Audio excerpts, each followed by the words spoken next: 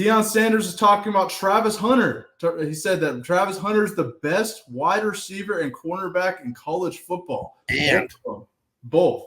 And I'll read what he said here.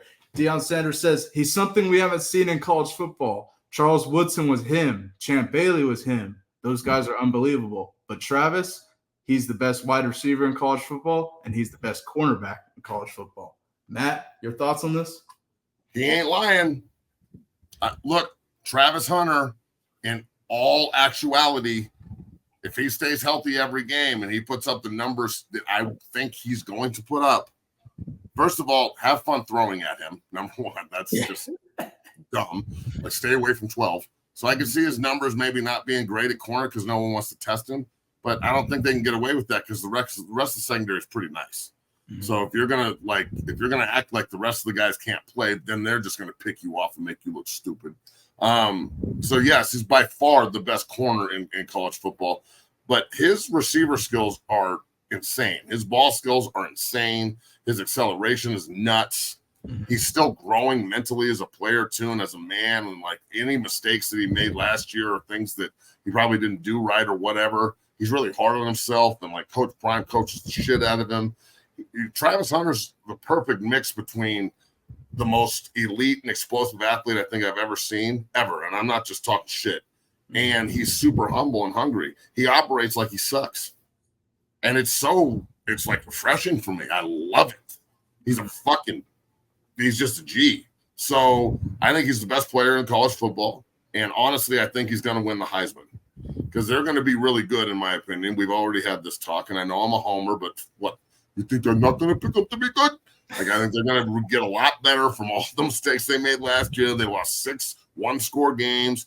I was on a team there in 2000. We went 3-8. We lost 7 games by 1 score. The next year, we had the majority of our team coming back, and we went 10-2 and avenged all those losses and learned from our mistakes. That's the way it works. So I think Travis Hunter, it wins the Heisman next year, bookmark it, and I think he's first-team All-American receiver, first-team All-American DB, and don't be surprised also if he's got 1 or 2 kick return or punt return touchdowns too. So I wouldn't be surprised if he throws some touchdowns. He is such an animal. If you don't think that like 12's real, you don't know football.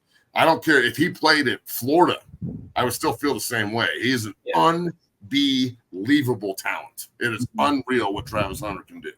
Yeah, he's legit, man, no doubt. And I love how humble he is. I mean, he's my age, you know what I'm saying? You don't see players that age that are very humble, just, go about life, he's all football. He's not, you don't see him doing dumb shit off the field, you know what I'm saying, which I think is great.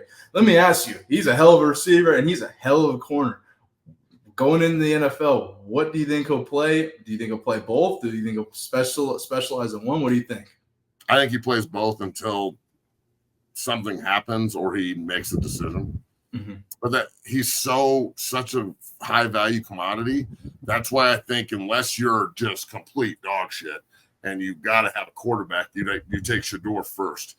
But if you're, let's say, like next year's draft falls, so like it did this year, where a not so terrible Chicago team ends up getting the first pick because of a trade.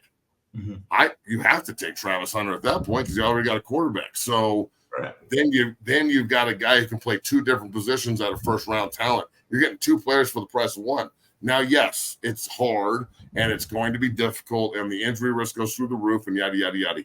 But you can rest him on offense. He can play damn near every snap on defense. Mm-hmm. And if he is what I think he is, they don't test those kind of guys. They don't test Champ Bailey. They don't test Revis. They don't test Sauce.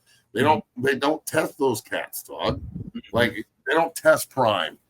There's circumstances where they just don't. They're out there like, okay, the other side of the field's the option because I'm not testing this fool today. He's just too good. So, Aeneas Williams was one of those cats for a really long time. So you got to go with what, fits you and your franchise. But at the same time, I think Travis Hunter is a can't miss 1,000% just home run. He's, home run hitter, like Serrano says. Yeah, no doubt. Do you think that him going? So you mentioned that you think he'll play both positions until he can't. I mean, do you see him playing like Deion did with the Cowboys? I don't know.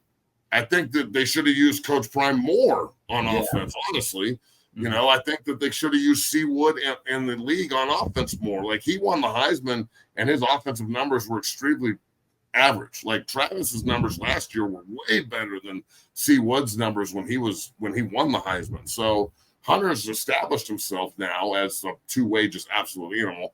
But look, when you're looking at Travis Hunter, grand scheme here, okay, he has a chance to kind of revolutionize the game because of his ability to do more than one thing.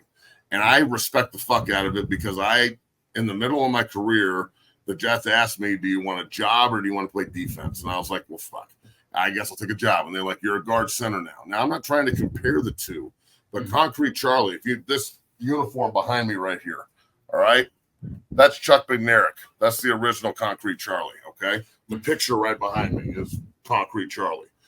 Guys that can do more than one thing, they extend their careers, they're very versatile, and they help their teams. The Swiss Army knives.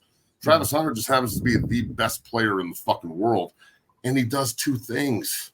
You gotta understand how rare this is and how just special it is, bro. That's why I love it so much. Look, he's a fucking incredible player. I was just a grunt that could fucking beat people up in the trench and do it well. So I got to play both ways in that regard. It expanded my knowledge of the game through the roof. Like, I'll take the X's and O's Pepsi challenge on the whiteboard with any motherfucking buddy, Bailey. You know this. Like, one day we just need to have a show where it's just ask Matt a question and I'll start fucking breaking shit down for you, dog. Sitting here, and it's like, anybody out there that can throw together this real quick. Go out there and give me 11 3x1, tight end ISO left, closed, okay? And then we're going to put a tight bunch, nasty, to the other side, okay? Understand? All right, we're going to go under Sam stack, strong safety force, cover one fence man. I don't even know where the squeeze gap's at. The squeeze gap's where the slide starts. We're going to run Gator right into the bunch, and we're going to run Sally left, one back power. This is all on one. Get to the line of scrimmage, chop, chop, chop. And if they move, we got to accommodate. So, this is the kind of shit I'm talking about. He is heady. He's not just out there getting by on athletic ability. Travis Hunter's special. Everyone enjoy what you're watching, because this guy is revolutionizing the position, in my opinion.